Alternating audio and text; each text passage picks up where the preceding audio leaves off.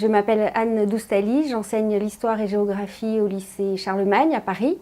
et je dirige la nouvelle collection d'histoire, géographie, géopolitique et sciences politiques. Je suis aussi auteure dans le nouveau livre de première.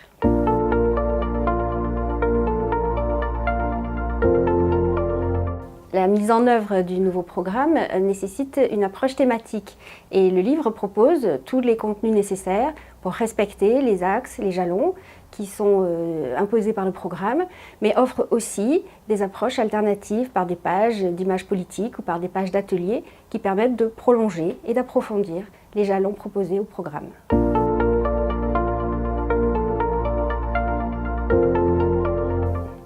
Nous avons voulu proposer aux enseignants une grande liberté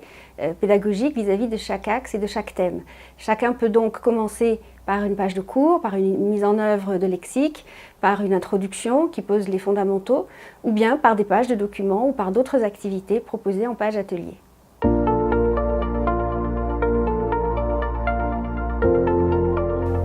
Face à une discipline nouvelle et des champs d'enseignement très vastes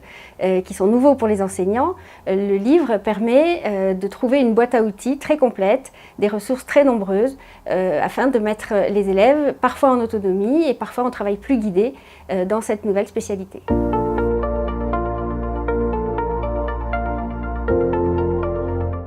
Le manuel propose aux élèves de s'approprier le programme grâce à une multitude de documents très variés, une riche iconographie et des documents multimédia qui sont accessibles grâce à l'application Flash Belin.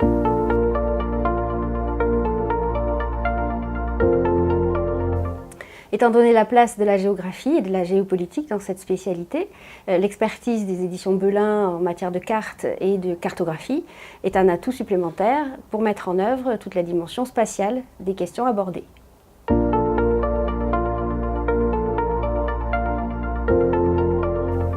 Allez voir le thème frontières, par exemple, qui est très nouveau et qui propose à la fois des pages avec des approches historiques classiques, le limace romain ou la frontière germano-polonaise, mais aussi une page qui fait le focus sur le parcours d'un migrant qui vient d'Afghanistan. Et de la sorte, on voit très bien que cet enseignement alterne des aspects très novateurs avec des mises en œuvre classiques.